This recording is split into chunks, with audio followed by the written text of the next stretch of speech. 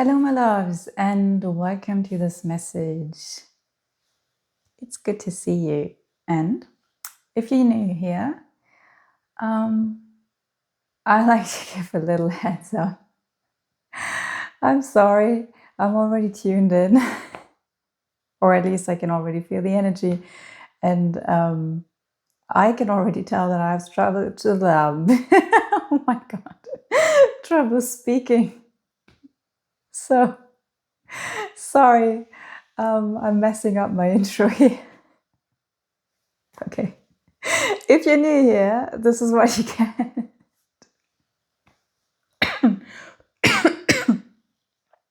Okay. If you're new here, welcome.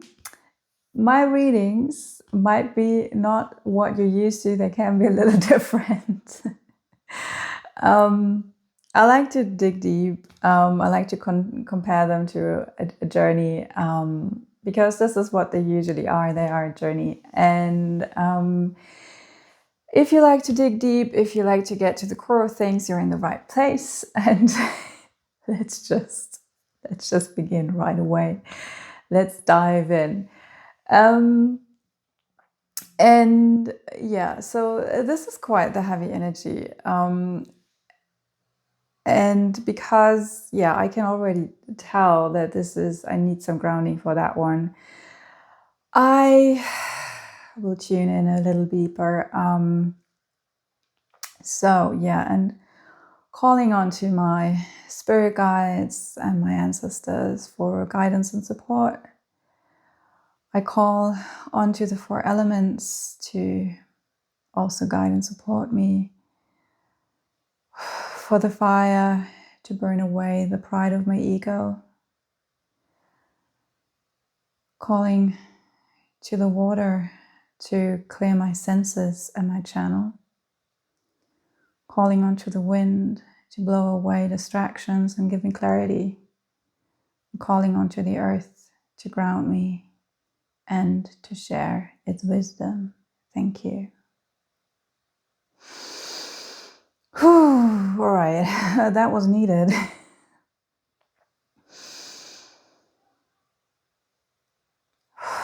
Okay, so I can tell right off the bat that this is like a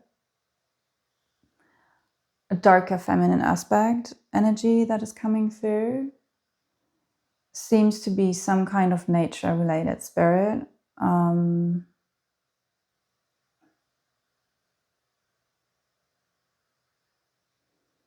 Do you want to share who you are? We are many. We are many. Okay, so this is not a specific goddess or like, yeah, who's coming through. It's like more like the collective, or like the like a shared, sorry, words will be hard, might be escaping me. I think conglomerate, like a bundle a bundle of feminine energy. I do feel pain in my left arm, really distinct pain.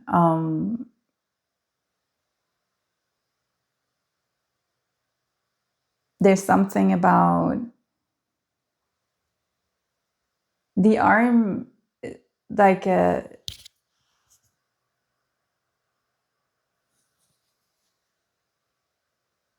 extension of the heart, like coming from the heart, and something about movement. So movement from the heart. There's something about, there's the need to move from the heart.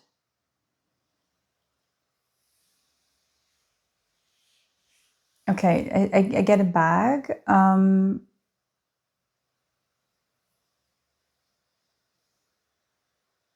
Like a grocery shopping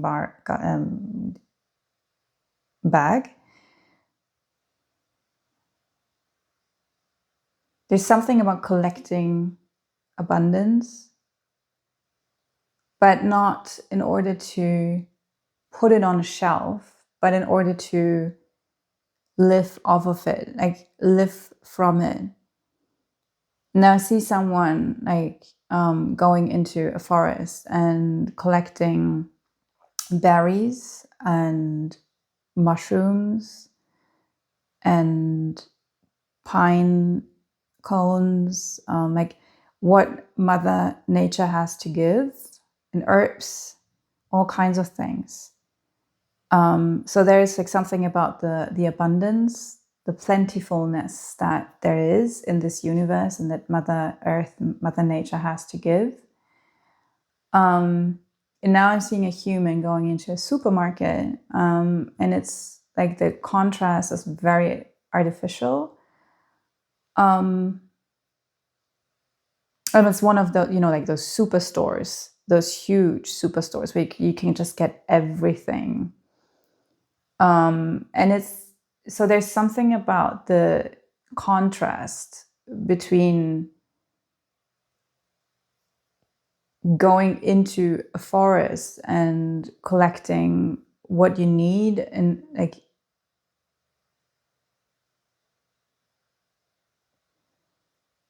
also being in like it connected in with like what the season is. So you know what is, mushrooms you get in autumn, berries you get in summer, certain herbs you get at certain times. It's not always the same, and so this kind of, but it's also what you need during that time. So there is this higher intelligence in nature that is supporting us and giving us what we need in which, like to which specific season of the year. And if you go into those supermarkets, like there's just everything, and it's kind of overwhelming because we can't just take anything.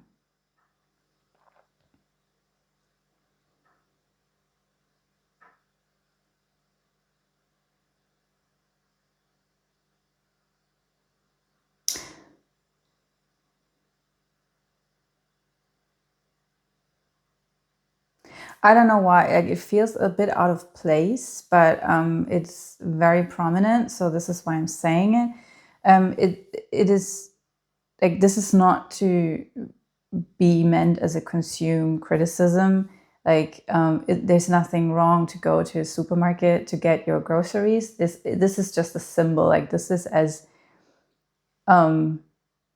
meant to be a reminder that humans used to live in words.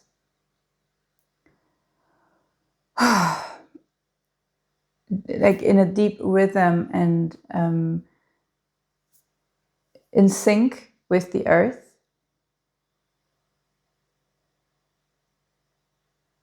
And that now we've, like in many ways, you forgot how to do that. So there's something about like learning to connect back in with that connectedness with the seasons, with the body, with the cycles. We've been talking a lot about cycles, mostly on my other channel. I will link the videos down below. Yeah, the wisdom of the cycles and of the seasonality of things.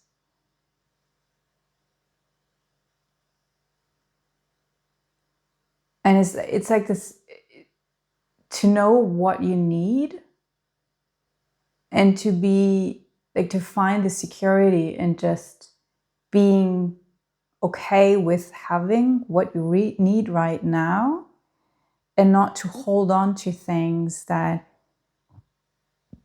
you might need one day.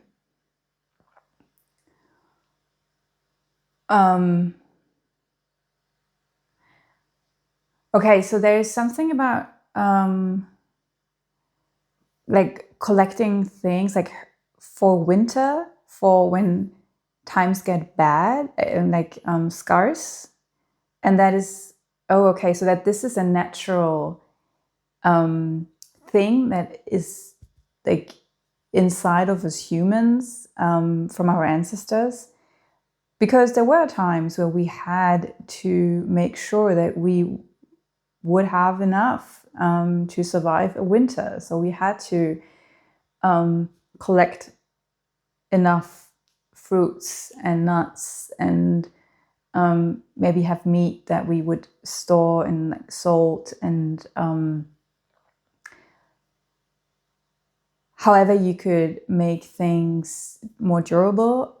So if you didn't prepare in that way, it was life threatening because you might not survive winter. But we are living in a way more modern world, so there's not as much need for that as it used to. But we still have it inside of us. And there's this thing of like, well, just be aware. Just be aware that maybe sometimes you're doing that. And that this is an urge that is still in your bones from your ancestors. I feel like maybe someone is criticizing themselves for that. Wanting to be overly minimalistic.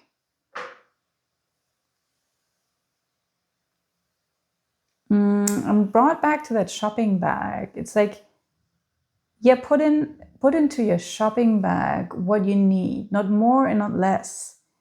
It's okay to need things. It's okay to want things. It's okay to crave abundance, I hear. But right now, I feel like this craving is not coming from lack, but it's a desire. It's like a longing for abundance,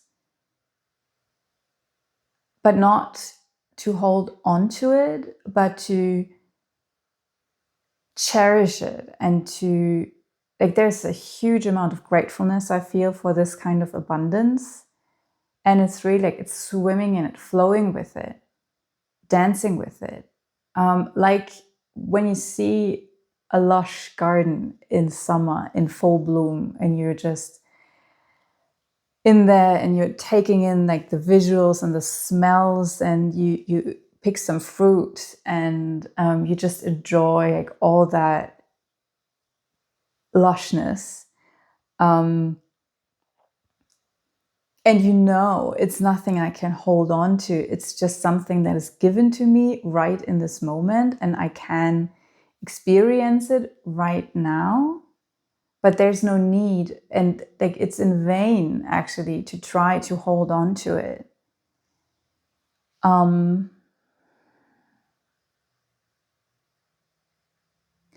Okay, now they are drawing me to the color orange, and I was called to sit on that couch, which is very, very orange, and there is an orange side table over here as well. So orange is the color of the sacral, and it's like, so it's the energy of creation energy. And again, there's something about the flow and something about the cycle of creation. The trust that it will flow. Like we can block our creative energy if we try to hold on to it. And I just saw 1414 on the timer, and I also saw exactly like the same 14 mirroring before I started the recording, and I felt like it was important in some way.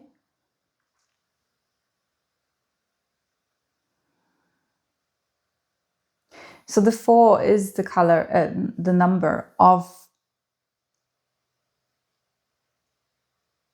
stability and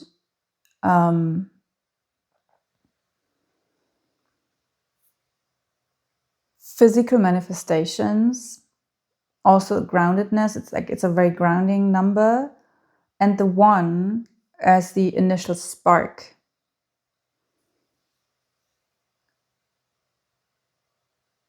Like something always comes to an end and sometimes always has a new beginning. And like the dance of the two of them, like the stability and the initiation energy coming together, creating this eternal flow.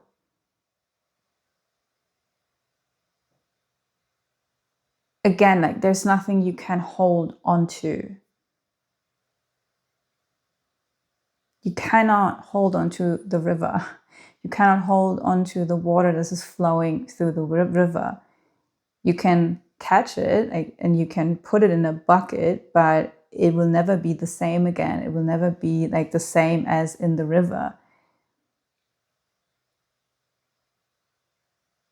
It's not as alive. If you try to keep it in a bucket, it's not as alive. So it needs that flowing aspect. The 14 also, in the tarot, it is the Temperance card, and there, like on the Temperance card in the traditional tarot, you see that angel pouring those two, like water from one cup in another, and it's flowing in a very weird way. So there is like a magical aspect to it. And then again, it's symbolizing this those more cosmic movements and how we need to find that inner balance and that temperance inside of us in order to being in that eternal flow. And it's always a dance. It's always a balancing out. And like in more esoteric teachings, the Temperance card also has, like, it's the archangel Michael, who has Samael, the fallen angel, inside of himself. And the next card is the Devil card, and Samael in some teachings is known as like the fallen angel who then became the devil. But in the Temperance card, like both are actually united. Like Samael is still inside Gabe. No, it's not Gabe, it's Michael. I think it's Michael. So it's this coming together of light and dark.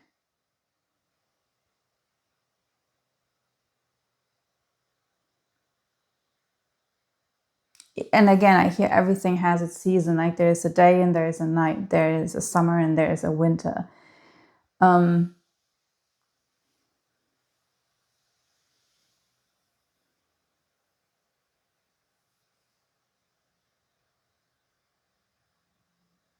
Finding a balance in creating abundance. So like, well, you have your shopping bag and you put in what you need, not more and not less. And sometimes like it is more, like you can want and create more than what you need right now.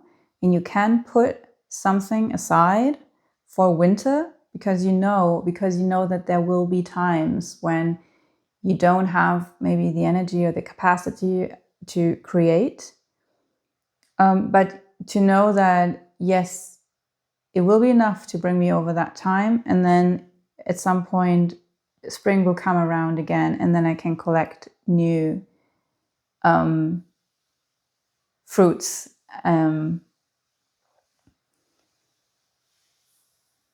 Okay, so now they're bringing me back again to that creation energy. So also to trust that like your own creation energy, it's not moving in a linear fashion, but it's moving in spirals and in cycles. And you don't always have the same creative output. So to like work in a way with your creative output that you can maybe spread it out a bit, or that you have those overproductive phases and then you just put your energy in and you push things out,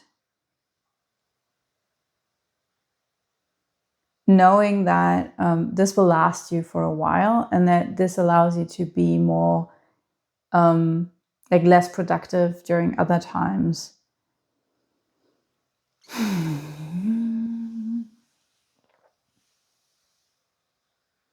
There's something about your voice, using your voice, but also saving your voice.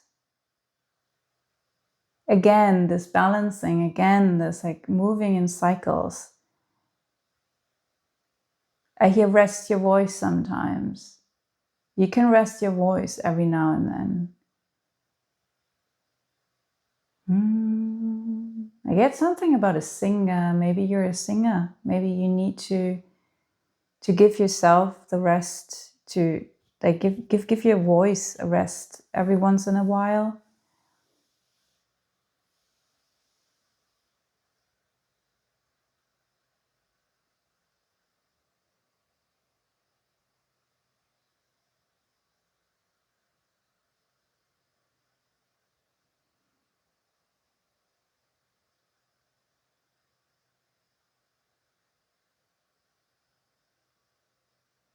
I also get something about it, like proclaiming things, someone going into fights. Like you don't have to fight all the time. Like it's okay to rest every now and then.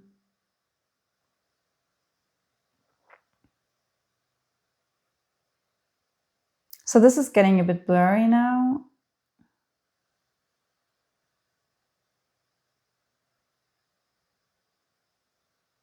Something about leaves. I'm drawn to like leaves.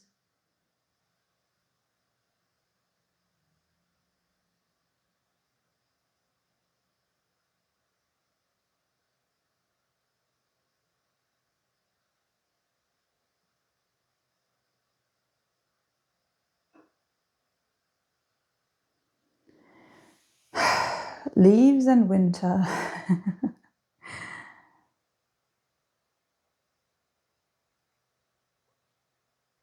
Yeah, okay. So yeah, I mean, most plants are losing the leaves in winter. And they trust that they will come back again in spring.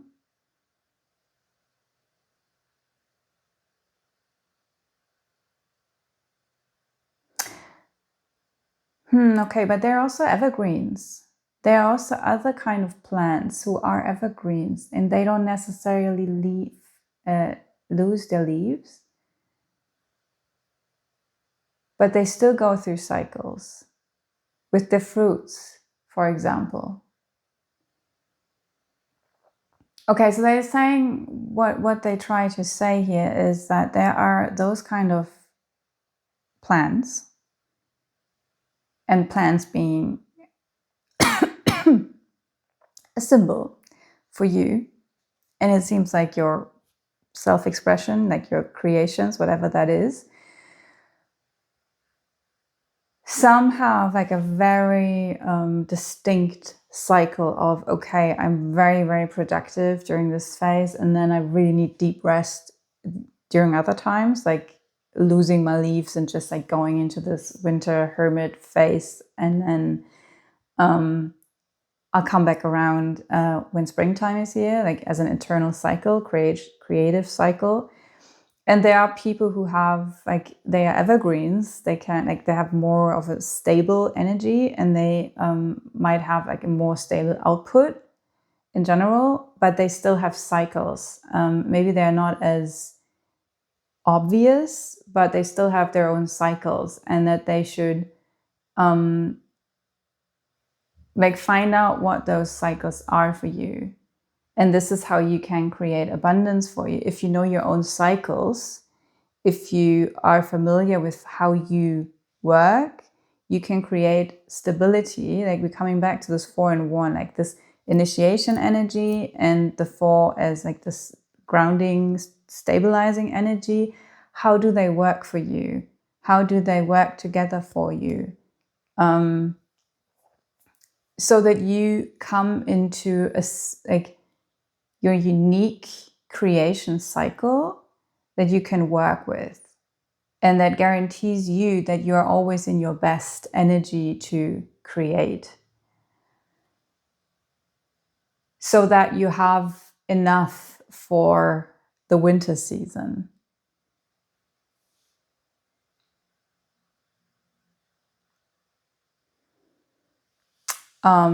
And now I get something like someone standing like on top of a mountain, and just like there's like this victory energy to it. Like, so this is how you can move into success. This is how you can not just, so this is a stable success. It's not just a peak and then you tumble down again, but that you can actually sustain it.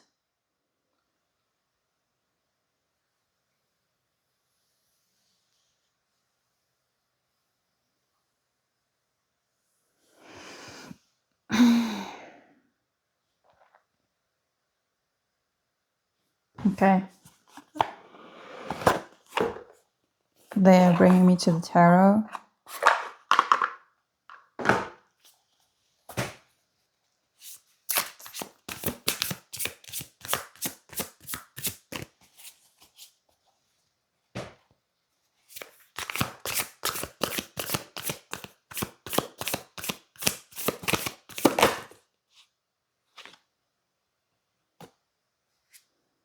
Okay, that one came out really weird. It's the Tower. But it got stuck like that between the other cards.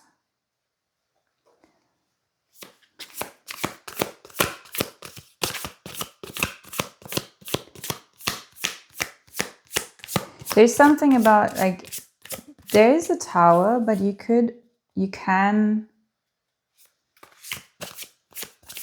either soften it or prevent it. With the Justice card coming out, seeing something for what it is, like being radically honest with yourself, and like saying that there is like a pending tower that creates some anxiety. I can feel the anxiety.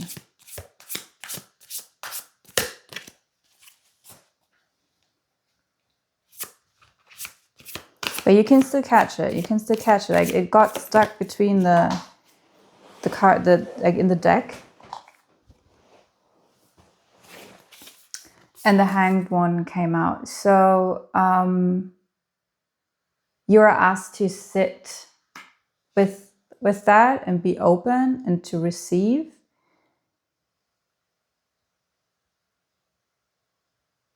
Ask for higher clarity. Like ask for this, like the higher wisdom.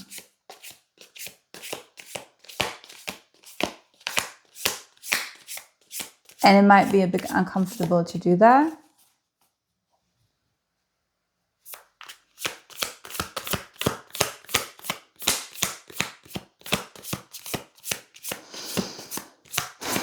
Still feeling the anxiety, but yeah, well, towers, they're here to teach us. They're here to teach us. So with the Crown of Wands coming out, this is the King of Wands. So this is mastering this creative energy, mastering that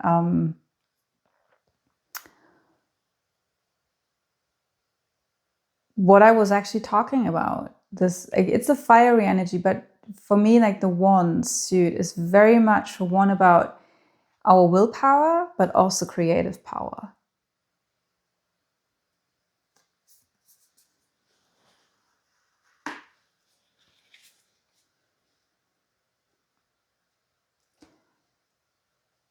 So I don't mean to scare you, but if you don't figure out what it is, there will be a divine intervention happening. And if it does, no need to panic. It's for your greatest good. And it will help you surrender. Can you prevent it? Some of you can, some of you no. But just know that when it comes, when it approaches, that it is for your highest good. What is happening is for your highest good. Sometimes there are towers that cannot be prevented. They need to happen.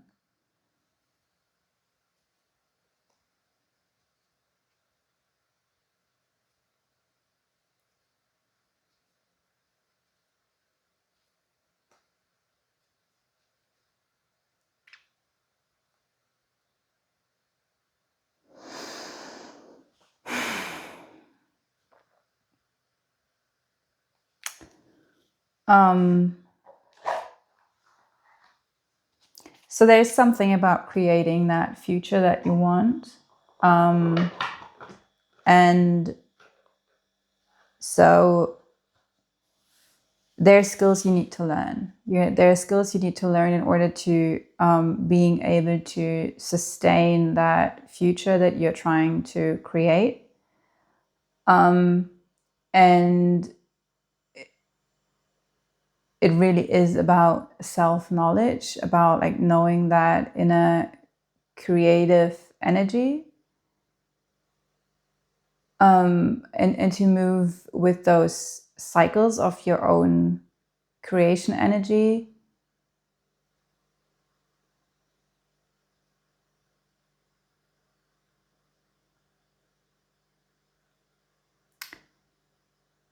So this is going to help you to be that self-made man or woman that you want to be, and to guarantee that abundant life. No need to suffer, I hear. No need to live in scarcity. No need to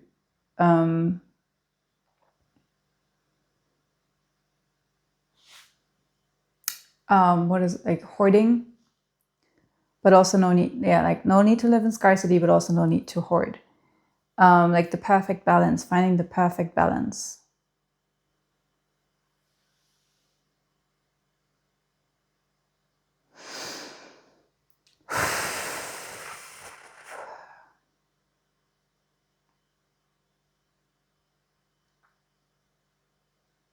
All right, my loves. I think that's it. Anything else?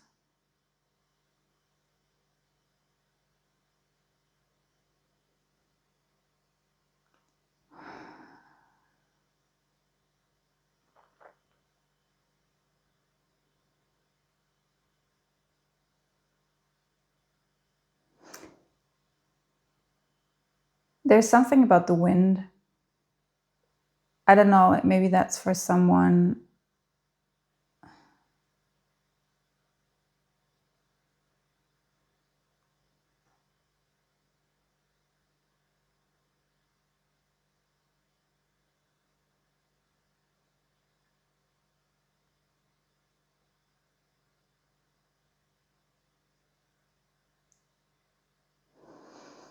It's kind of bringing us back to this, like the greater flow, like the greater movement, the cosmic energies. And there's like the surrender aspect to it, surrendering over to those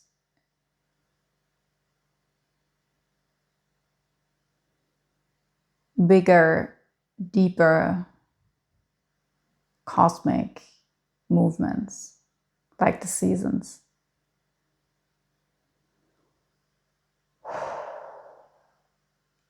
But at the same time, finding your own way of navigating that. Like you're not, okay, you're not a leaf in the wind that is just pulled around, pushed around. But like you can actually learn to steer your own ship as gracefully as possible in those greater movements. And it does require trust and surrender. But at the same time, you do have a say in like how this works. And like really it is about getting to know yourself as deeply and as much as possible. I hear to move in your own way.